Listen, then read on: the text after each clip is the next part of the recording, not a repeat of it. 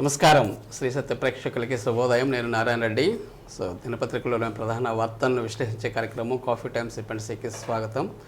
ఈరోజు మనతో senior journalist Punnur Venkata Srinivasulu గారు ఉన్నారు. మరి వారిని అడిగి ముఖ్యమైన విశేషాలు అంటే చూద్దాం. నమస్కారం గురువు గారు. Good morning. Very good morning and welcome to coffee time. చూడండి మెయిన్ పేపర్లో ఉన్న వార్తలు. తప్పకుండా సార్. ముందుగా సాక్షిలో చూద్దాం. సందేహం లేదు సునామీ సార్వత్రిక ఎన్నికలకు ముందే కనిపిస్తున్న వైఎస్ఆర్సీపీ ప్రభంజనం.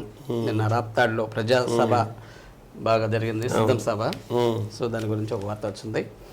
ఒక ఉత్పత్తికి సిద్ధమైన మరో భారీ ఫార్మా యూనిట్ కాకినాడ వద్ద 2,205 కోట్లతో పెన్సిలిన్ జీ తయారీ కేంద్రం. పిఎల్ఐ స్కీమ్ కింద లిఫియన్ పేరుతో అరవిందో యూనిట్. మంచిది. జగన్కు సవాలు విసిరే అర్హత నీకు ఎక్కడది? చంద్రబాబును నిలదీసిన వైఎస్ఆర్సీపీ ప్రధాన కార్యదర్శి సజ్జల రామకృష్ణారెడ్డి. ఇవి సార్. ఇంకా మరో వార్త ఏంటంటే అక్టోబర్ మరియు డిసెంబర్ 2023 త్రైమాసికంలో వివాహం చేసుకున్న అర్హులైన 10,132 జంటలకు వైఎస్ఆర్ కళ్యాణం వస్తూ, అదేవిధంగా వైఎస్ఆర్ షాదీ తోఫా కింద 78.53 కోట్లను ఈరోజు సీఎం క్యాంప్ కార్యాలయం నుంచి బట్టనొక్కి తల్లుల ఖాతాలో జమ చేయబోతున్నారు జగన్ గారు. ఇవి సాక్షిలో వచ్చిన ప్రధాన వార్తలు. ఇక ఆంధ్రజ్యోతిలో పేదోడి చైతన్య రథం సైకిల్, అది ఎప్పుడు ప్రజల మధ్య. సైకిల్ గ్లాస్ విలువ పెత్తందారులకు అర్థం కాదు లోకేష్. నిన్న అనకాపల్లిలో జరిగిన శంకరావం సభలో. ఇక మీ చదువులు మాకొద్దు, తెలంగాణలో ఏపీ విద్యార్థులకు తలుపులు మూసేస్తున్న సర్కార్ అని చెప్పేసి ఒక వార్త వచ్చింది. ఇక సెంట్రల్లో చూస్తే ఎంఎస్పికి పంచవర్ష ప్రణాళిక, అంటే రైతులకి మినిమం సపోర్ట్ ప్రైస్. పప్పులు, మొక్కజొన్న, పత్తి పంటలకు 5 ఏళ్ల పాటు కనీస మద్దతు ధరకు కొంటాము. కొనుగోలుకు ఎలాంటి పరిమితి ఉండదు. రైతులతో 4వ విడత చర్చల్లో కేంద్రం ప్రతిపాదన. 2 రోజుల్లో నిర్ణయాలు రైతులు. చివరిగా ఈనాడులో చూస్తే దగా క్యాలెండర్, నిరుద్యోగులతో జగన్ తొండాట. గెలిపిస్తే ఉద్యోగాలు ఇస్తారని నాడు ఓదరగొట్టారు. అధికారం చేపట్టాక నియామకాలని గాలికి వదిలేస్తారని ఒక వార్త వచ్చింది. ఇక ర్యాంప్ వాక్ చేస్తూ అబద్ధాలు చెప్తే జనం నమ్మేస్తారా? జగన్కు భస్మాసురుడి గతే. తేదేపా అధినేత చంద్రబాబు వ్యాఖ్యలు. ఇక గిరిజన సంక్షేమ బాలుర వసతి గృహంలో 42 మంది విద్యార్థులకు అస్వస్థత, వాంతులు, విరేచనాలతో సతమతం. విషపూరిత ఆహారమే కారణం. ఏలూరు జిల్లాలో ఘటన. ఇవి సార్ ప్రధాన వార్తలు స్టేట్లో. జిల్లాలో చూడండి. మన ప్రకాశం జిల్లా వార్తలకు వస్తాయి. ఇళ్ల స్థలాల రిజిస్ట్రేషన్ ప్రక్రియ పరిశీలన ఎవరు చేశారు? జిల్లాలో 25,000 పట్టాలు ఇవ్వాలని చెప్పి బాలినేని శ్రీనివాసరెడ్డి గారు సంకల్పం చేయటం, దానికోసం ప్రైవేట్ ల్యాండ్స్ కొనటం, ఇవన్నీ మనందరికీ తెలిసినటువంటి విషయమే. దానికి సంబంధించి ఎవరైతే అర్హులు ఉంటారో వాళ్ళకి ఇప్పటికే ఫోన్లు చేసి సచివాలయానికి ఆహ్వానిస్తున్నారు. గతంలో భరోసా పత్రాలు ఇచ్చారు. అంటే మీ అందరికీ శాంక్షన్ అయింది, మీకు త్వరలో ఇస్తామని చెప్పి భరోసా పత్రాలు ఇచ్చారు. ఎవరికైతే ఈ భరోసా పత్రాలు ఇచ్చారో వాళ్ళకి సచివాలయాల వారీగా వాళ్ళని ఫోన్ చేసి పిలుస్తున్నారు. సచివాలయాన్ని పిలిచి వారికి రిజిస్ట్రేషన్ కూడా చేయిస్తున్నారు. ఈ రిజిస్ట్రేషన్ చేయించినందువల్ల ఏమవుతుందంటే ఏదన్నా వాళ్ళకి అత్యవసర పరిస్థితుల్లో అమ్ముకోవాలంటే అమ్ముకునేదానికి ఆ వెసులుబాటు ఉంటుంది. 10 సంవత్సరాల తర్వాత లేదా ఎమ్మటి అమ్ముకోరు. అంటే కొంతకాలం అనుభవించిన తర్వాత ఏదైనా పరిస్థితులు ఎవరికైనా ఎప్పుడు ఒక రకంగా ఉండవు కాబట్టి ఆ వెసులుబాటు కూడా కల్పిస్తున్నారు. దానికోసం రిజిస్ట్రేషన్ ప్రక్రియ కూడా చేస్తున్నారు. లేకపోతే మామూలుగా అయితే డీకే పట్టా ఇచ్చేస్తారు నేరుగా. రిజిస్ట్రేషన్ ప్రక్రియ కూడా చేస్తున్నారు కాబట్టి ఇది ఆథరైజ్డ్గా కూడా ఉంటుంది. దానికి సంబంధించి ఆ ప్రక్రియ ఎలా జరుగుతుంది అంటే ఉన్నదేమో షార్ట్ పీరియడ్. రేపు 23వ తేదీ సీఎం గారు వస్తున్నారు కాబట్టి ఎలా జరుగుతుందనే దాని మీద శాసనసభ్యులు బాలినేని శ్రీనివాసరెడ్డి గారు నిన్న కొన్ని సచివాలయాలను పరిశీలించారు. రాజీవ్ గృహకల్ప సచివాలయం, కరణం బలరాం కాలనీ సచివాలయం, గోపాల్ నగర్ సచివాలయాన్ని పరిశీలించి అసలు ఎలా చేస్తున్నారు అని ఆయన కంప్యూటర్ ముందు కూర్చొని దాని విషయాలన్నీ తెలుసుకోవటం, రోజుకి ఎన్ని చేయగలరు, దాన్ని వేగవంతం చేయాలని చెప్పి వాళ్ళందరం కూడా సూచన చేశారు. మొత్తం మీద అన్ని వీటిలో జరుగుతుంది. సచివాలయాల నుంచి అందరికి ఫోన్ చేస్తున్నారు దానికి సంబంధించినటువంటి వాళ్ళని. కొన్ని ఏదన్నా మిస్ అయ్యితే అయ్యి ఉండొచ్చు, ఎందుకంటే ఆధార్ కార్డు లింక్ చేస్తారు కాబట్టి. గతంలో కొంతమందికి ఇచ్చినా కానీ వాళ్ళకి ఏదైనా హౌస్ ఉందని ఆధార్ కార్డులో వస్తే టెక్నికల్ కొన్ని ప్రాబ్లమ్స్ ఉండొచ్చు. అవి వాటిని కూడా ఎలా పరిష్కరిస్తారు చూడాలి. Okay sir. ఇక ఇంటర్ పరీక్షలకు ఏర్పాట్లు పూర్తి. పరీక్షల కాలం, విద్యార్థులకి ఏమో పరీక్షల కాలం, రాజకీయ నాయకులకు ఎన్నికల పరీక్షల కాలం, 2 ఏకకాలంలో వస్తున్నాయి. ఏదో నోటిఫికేషన్ కూడా వచ్చే నెలలో 12 నుంచి కోడ్ రావచ్చు అని చెప్పి ఈ సామాజిక మాధ్యమాల్లో వస్తుంది. అది ఎంతవరకు వాస్తవం అయితే తెలియదు కానీ ఇంటర్ పరీక్షలు మటుకు నోటిఫికేషన్ ఇచ్చేశారు. రేపు 1వ తేదీ నుంచి ఈ ఇంటర్ పరీక్షలు జరగబోతున్నాయి. జిల్లాలో 44,733 మంది విద్యార్థులు ఉన్నారట. వీటి కోసం 69 పరీక్షా కేంద్రాలను కూడా ఏర్పాటు చేశారు. దీంట్లో ప్రథమ సంవత్సరం ఏమో 21,570, ద్వితీయ సంవత్సరం ఏమో 23,163 మంది. ఎక్కడికక్కడ సమస్యాత్మక కేంద్రాలను కూడా కొన్ని గుర్తించారు. దోర్నాల, ఎర్రగొండపాలెం, కంభం, అర్ధవీడు, గిద్దలూరు సమస్యాత్మక కేంద్రాలు గుర్తించి అక్కడ ప్రత్యేకమైనటువంటి ఏర్పాట్లు కూడా చేశారు. 3 ఫ్లయింగ్ స్క్వాడ్స్, 3 సిట్టింగ్ స్క్వాడ్స్, వీటితో పాటు 2 అదనంగా ప్రత్యేకమైనటువంటి స్క్వాడ్స్ను కూడా ఏర్పాటు చేయడం జరిగింది. ఎక్కడికక్కడ సీసీ కెమెరాలను కూడా ఏర్పాటు చేశారు. 20వ తేదీ నుంచి ప్రాక్టికల్స్ కూడా జరుగుతున్నాయంట. దీనికి సంబంధించి కలెక్టర్ గారితో సమన్వయం చేసుకొని వారి యొక్క ఆదేశాల మేరకు అన్ని ఏర్పాట్లు పూర్తి చేసినట్లు ఆర్ఐఓ సైమన్ విక్టర్ గారు ఒక ప్రకటన అయితే తెలియజేయడం జరిగింది. 1వ తేదీ నుంచే పరీక్షలు కాబట్టి దగ్గరకు వచ్చేసింది, 10 రోజులే. కాబట్టి ఇంటర్ విద్యార్థులు దీని పట్ల కొంత జాగ్రత్తగా ఉండి బాగా చదువుకుంటే ఈ ఇంటర్ పరీక్ష రేపు వాళ్ళు ఏదైనా ఎంసెట్ రాయాలన్నా ఇవన్నీ అవసరం ఉంటుంది. కాబట్టి కష్టపడి చదివితే మంచిది. ఈ నెల 20 నుంచి 20 వరకు ప్రాక్టికల్స్ కూడా దొరుకుతాయి. ఏదైనా ఫస్ట్ ఇయర్లోనే ఎక్కువ స్కోర్ చేయగలుగుతారండి సార్ థియరిటికల్గా, సెకండ్ ఇయర్ కంటే కూడా. ఓకే సార్, ఇక మరొక ఏంటి సార్ పల్స్ పోలియో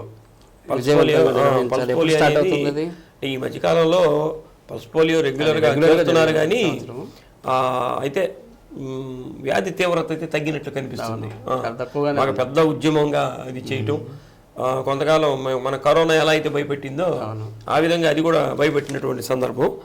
అయితే రేపు మార్చి 3వ తేదీన పల్స్ పోలియో కార్యక్రమాన్ని జిల్లా వ్యాప్తంగా కూడా నిర్వహిస్తున్నారు. దీనికి సంబంధించి పుట్టిన బిడ్డ నుంచి 5 సంవత్సరాల పిల్లలకి వేయాలనేది దానికి ఉన్నటువంటి నిబంధన. కాబట్టి దాన్ని కూడా గుర్తించారు. ఆ వయసు లోపల ఉన్నటువంటి వాళ్ళు 23,45,687 మంది మన జిల్లాలో ఉన్నప్పుడు ఇప్పటికే గణాంకాలు తీశారు. కాబట్టి వాళ్ళకి ఏ విధంగా ఇంటింటికి వెళ్ళి వేయటం, లేకపోతే కొన్ని సెంటర్స్కి వెళ్ళి వేయటం, ఇవన్నీ కూడా ఉంటాయి. ఫస్ట్ విడత ఏం చేస్తారంటే సెంటర్స్లోనే పెడతారు. సెంటర్స్లో పెట్టి దీనికోసం పట్టణాల్లో 224 పల్స్ పోలియో బూతులు, గ్రామాల్లో 1591, మొబైల్ బూతులు 70, అట్లానే ట్రాన్సిట్ బూతులు 45 ఏర్పాటు చేశారు. ఇప్పుడు ఆర్టీసీ బస్ స్టాండ్లో కానీ పబ్లిక్ ప్రదేశాల్లో కూడా ఏర్పాటు చేస్తారు. ఈ విధంగా కొంతమంది మిస్ అయిన వాళ్ళకు కూడా ఉద్దేశించి 4-5 తేదీల్లో ఇళ్ళకి వెళ్ళి వేసేదానికి కూడా ఏర్పాట్లు చేస్తున్నారు. నిన్న సంబంధిత అధికారులతోటి జేసీ గోపాలకృష్ణ గారు సమావేశం ఏర్పాటు చేసి పగడ్బందీగా దీన్ని నిర్వహించాలని చెప్పారు. ఏదైనా దేశం మొత్తం మీద పగడ్బందీగా చేసే కార్యక్రమం ఇది ఒకటి సార్. చాలా పల్స్ పోలియో జరుగుతుంది తప్పకుండా. అన్నీ అంటే కొన్ని ఉద్యమాలు బాగా జరిగినాయండి. కాకపోతే ఈ పల్స్ పోలియో అలాంటిది. కుష్టి వ్యాధి మీద కూడా మంచి ఉద్యమం చేశారు. ఇప్పుడు చాలా మంది కుష్టి వ్యాధిగ్రస్తులు మనకి ఎవరు కనిపించారు. కాబట్టి కొన్ని ఉద్యమాలు జరిగినాయి. ఇప్పుడు నిన్నగాక మనం చూసాం కరోనా కూడా ఒక ఉద్యమం లాగా చేసి వ్యాక్సిన్ తీసుకురాబట్టే కదా ఇప్పుడు మళ్ళీ దాని ప్రభావం తగ్గింది, కంట్రోల్ లేక వచ్చేస్తుంది. ఏదైనా సరే కొంత లేట్ అవ్వచ్చేమో కానీ ప్రయత్నం లోపం అయితే ఏమి లేదు. ఇప్పుడు భారతదేశం మొత్తానికి, భారతదేశమే కాదు ప్రపంచ దేశాలు కూడా మన భారతదేశం ఆదర్శంగా నిలిచింది. ఇక సమన్వయంతో పరీక్షలు పగడ్బందీగా నిర్వహించాలి సార్ ఇంటర్ పరీక్షలు. అదే 10th క్లాస్ పరీక్షలు, ఇంటర్ పరీక్షలు ఇవన్నీ ఉన్నాయి. కాబట్టి నిన్న కలెక్టర్ గారు అన్నిటి మీద ఒక సమావేశాన్ని నిర్వహించి చేశారు. 10th క్లాస్ పరీక్షలు కూడా రేపు ప్రారంభం కాబోతున్నాయి. మార్చి 18 నుంచి 30వ తేదీ వరకు 10th క్లాస్ పరీక్షలు జరుగుతున్నాయి. ఇవి కూడా ఉదయం 9:30 నుంచి మధ్యాహ్నం 12:45 వరకు జరుగుతాయట. దీనికోసం 602 పాఠశాలల్లో 29,449 మంది విద్యార్థులు అటెండ్ అవుతున్నట్లు డిఓ సుభద్ర గారు తెలియజేయడం జరిగింది. ఒకసారి ఫెయిల్ అయ్యి మళ్ళీ రాసేవాడు వాళ్ళు కూడా ఉన్నారట 1,479 మంది. మొత్తం మీద 170 పరీక్షా కేంద్రాలను కూడా గుర్తించినట్లు తెలిపారు. దీనికి కూడా ఇప్పుడు మనం ఇందాక ఇంటర్మీడియట్కి చెప్పుకున్నట్లే ఇవి కూడా సమస్యాత్మక కేంద్రాలు ఇవన్నీ కూడా ఉంటాయి. వాటన్నిటి కూడా పకడ్బందీగా నిర్వహిస్తున్నట్లు డిఓ గారు చెప్పారు. వీళ్ళందరికీ కూడా ఇంటర్ పరీక్షలు నిర్వహించే కానీ 10th పరీక్షలు నిర్వహించినా కానీ ఓపెన్ స్కూల్స్ పరీక్షలు కూడా ఉంటాయి. దీంట్లో ఏదైనా కానీ పకడ్బందీగా జిల్లాలో బాగా ఇటువంటి మాల్ ప్రాక్టీస్ లేకుండా ఉండే విధంగా పకడ్బందీగా నిర్వహించాలని చెప్పి కలెక్టర్ గారు కూడా ఆదేశాలు జారీ చేశారు. ఏదైనా పకడ్బందీగా నిర్వహించినప్పుడే నిజమైన విద్యార్థులకు న్యాయం నిజమైన విద్యార్థులు మంచి ఫలితాలు వస్తాయి. మంచి ఫలితాలు వస్తాయి. ఇక్కడ సార్ న్యాయవాది ఇంట్లో చోరీ జరిగిందంటే ఎక్కడైతే ఎంత ధైర్యం అసలు. ఇప్పుడు పోలీసు సిఐలలో కూడా దొంగలు పడుతున్నారు. ఆయన క్రిమినల్ లాయర్ మోహన్ దాస్ గారు అంటే ఒంగోలులో లీడింగ్ క్రిమినల్ లాయర్ ఆయన. ఆయన ఇంటినే లక్ష్యంగా చేసుకొని టార్గెట్ చేసుకొని దొంగలు పడ్డారండి. ఇంకా వాళ్ళు ఎంత కరుడు కట్టినో అర్థమవుతుంది. వీళ్ళు ఎక్కడికి పోరు, వెంటనే పట్టుకుంటారు. అయితే ఏదో తెలిసిన వాళ్ళు చేసిన పని అయి ఉండొచ్చు బహుశా. ఎందుకనంటే వాళ్ళు ఊరికి వెళ్ళటం పగలే జరిగినట్లుగా కనిపిస్తుంది. అంటే వాళ్ళు ఏదో వివాహానికో ఏదో పని మీద భార్యాభర్త వెళ్ళటం, వాళ్ళ జాగిలం కూడా ఉందట, కూడా ఉంటుందట పెద్దది. ఉన్నారట. దేవుడి మందిరంలో డబ్బులు ఉన్నాయట, 12 లక్షల రూపాయలు క్యాష్ ఉందట. నేరుగా వచ్చి వెనక నుంచి వచ్చి రోడ్డు మీదే ఉంటుంది వాళ్ళ ఇల్లు. దేవుడి చెరువు, శర్మ కాలేజీ ఎదురు దేవుడి చెరువులో రోడ్డు మీదే ఉంటుంది. కోడలు అది. మరి ఎట్లా పడ్డారో మొత్తం మీద 12 లక్షలు చోరీ చేశారు. బంగారం కూడా ఉందట, కానీ బంగారం చోరీకి వెళ్ళాల. మరి ఇంతవరకు దొరికింది చాలా మరి ఏంటో అయితే మనకి డబ్బులు వరకే తీసుకెళ్లారు. వెంటనే క్లూస్ టీమ్స్ రావటం, వాళ్ళందరూ కూడా ఫింగర్ ప్రింట్స్ ఇవన్నీ కూడా సేకరిస్తున్నారు. ఏదేమైనా సరే మనం బయటికి వెళ్ళేటప్పుడు జాగ్రత్తలు మటుకు పాటించడం మంచిది. మనకు తెలిసినటువంటి వాళ్ళని ఇంట్లో పెట్టుకొని వెళ్ళటం మంచిది. లేకపోతే సీసీ కెమెరాలు ఇవన్నీ ఉంటాయి, అవన్నీ తర్వాత. ముందు అసలు క్రైమ్ జరగకుండా ఉండేదానికి మన ఇంట్లో ఎవరో ఒకళ్ళని ఉంచి వెళ్తే మంచిది. Okay sir. ముగిసిన రోడ్డు భద్రతా వారోత్సవాలు, మాసోత్సవాలు నెల నుంచి జరుగుతున్నాయి. ఇవి నిన్నటితోటి ముగిసినాయి. దీనికి నిన్న కలెక్టర్ గారు కూడా ముఖ్య అతిథిగా వారు వెళ్ళటం జరిగింది. డిటిసి సుశీల గారి ఆధ్వర్యంలో ఇవన్నీ బాగా పకడ్బందీగానే నిర్వహించారు. అయితే ఏమంటే ప్రజల సహకారంతో రోడ్డు ప్రమాదాలు నివారించవచ్చున్నారు. ప్రజలే దీనికి సహకరించాలి. ఎందుకంటే మనమే కదా వెహికల్స్ మీద వెళ్ళేది. మా అతి ప్రమాదం అంటే త్వరగా వెళ్ళాలనేటటువంటి తపన, స్పీడ్గా వెళ్ళటం వల్లే ప్రమాదాలు ఎక్కువగా జరుగుతున్నట్లు కనిపిస్తుంది. ఈ లాస్ట్ ఇయర్ కనుక గణాంకాలు తీస్తే వ్యాధుల వల్ల చచ్చిపోయిన వాళ్ళకన్నా ప్రమాదాల వల్ల చచ్చిపోయిన వాళ్ళు ఎక్కువగా కనిపిస్తున్నారట. అంటే ప్రమాదాల స్థాయి అయితే తగ్గింది, ప్రమాదాల రేటు అయితే తగ్గింది, కానీ మరణాల రేటు తగ్గల. ఎందుకంటే ఒక వెహికల్లో 10 మంది వెళ్తున్నారు అనుకోండి, మంచి అంటే ఆగి ఉన్నటువంటి వాహనాలు గుద్దుకోవటం, ఇలా చనిపోవటం ఇట్లా జరిగినాయి. కాబట్టి వేగాన్ని నియంత్రించుకోవాలని చెప్పి కలెక్టర్ గారు కూడా సూచన చేయడం జరిగింది. కాబట్టి నిదానమే ప్రధానమని అంటారు కదా. అదిగాక ఇప్పుడు వచ్చినటువంటి వెహికల్స్ ఏంటంటే 150 స్పీడు వెళ్తాయి.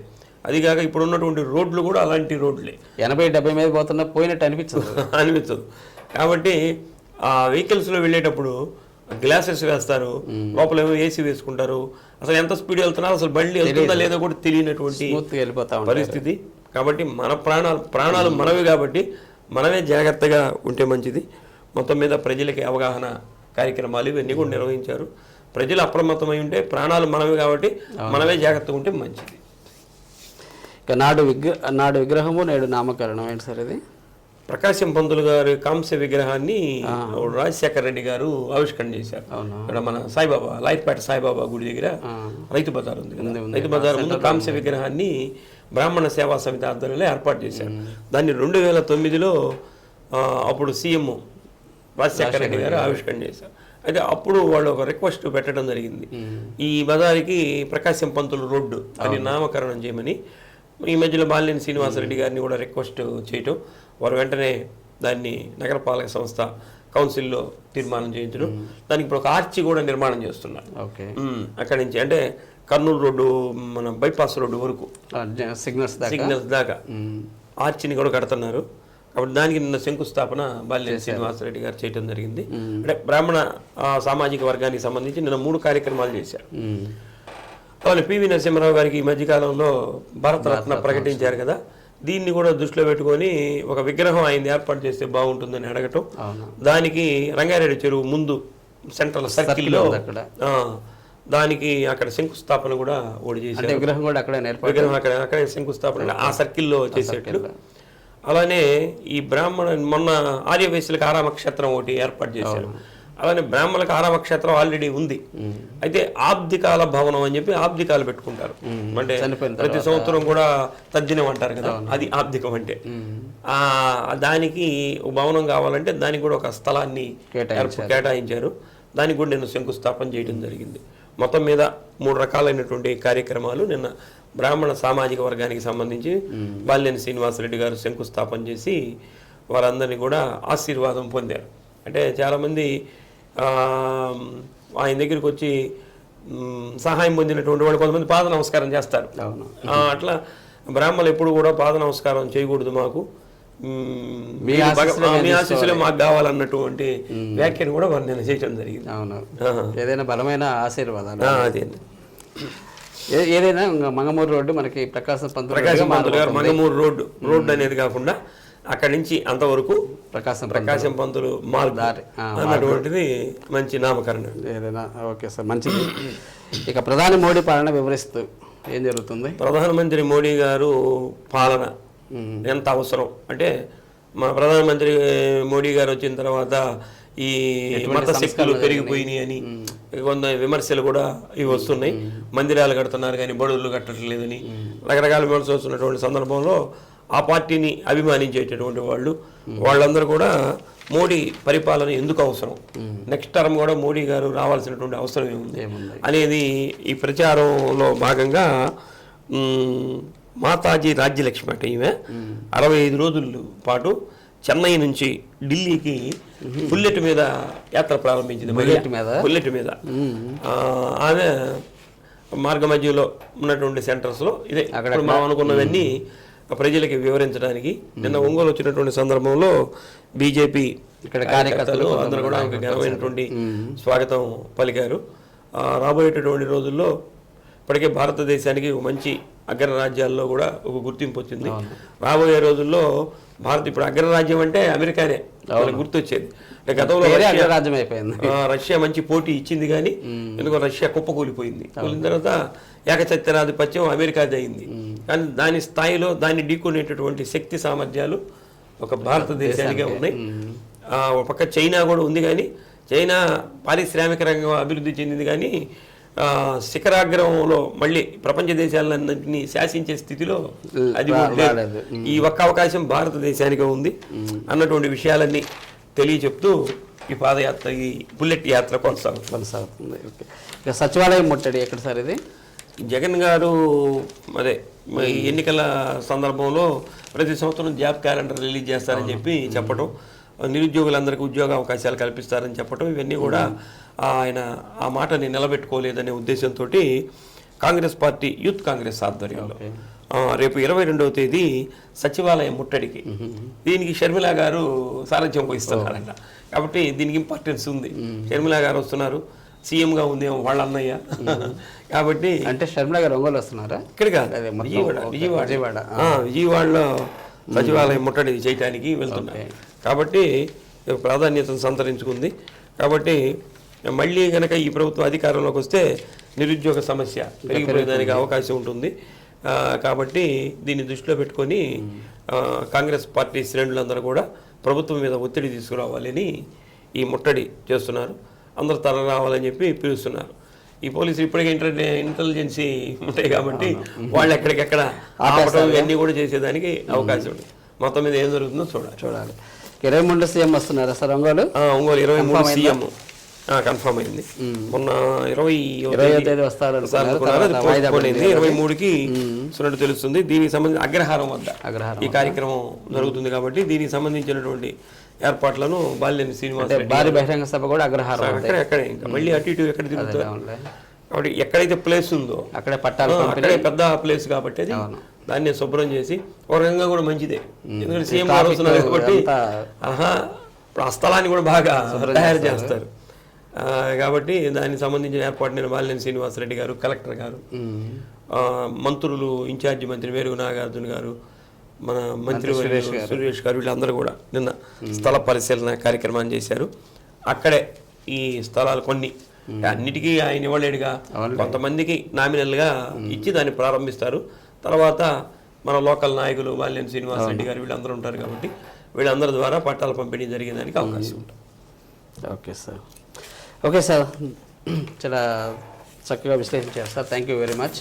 మరి ఇదండి ఈనాటి కాఫీ టైమ్ సిప్పర్సీ కార్యక్రమం. తిరిగి రేపు ఉదయం 8:30 ఇదే కార్యక్రమంలో మరిన్ని తాజా వార్తలతోటి మీ ముందు ఉంటాం. అంతవరకు చూస్తూ ఉండండి శ్రీ సత్య నెట్వర్క్. నమస్కారం.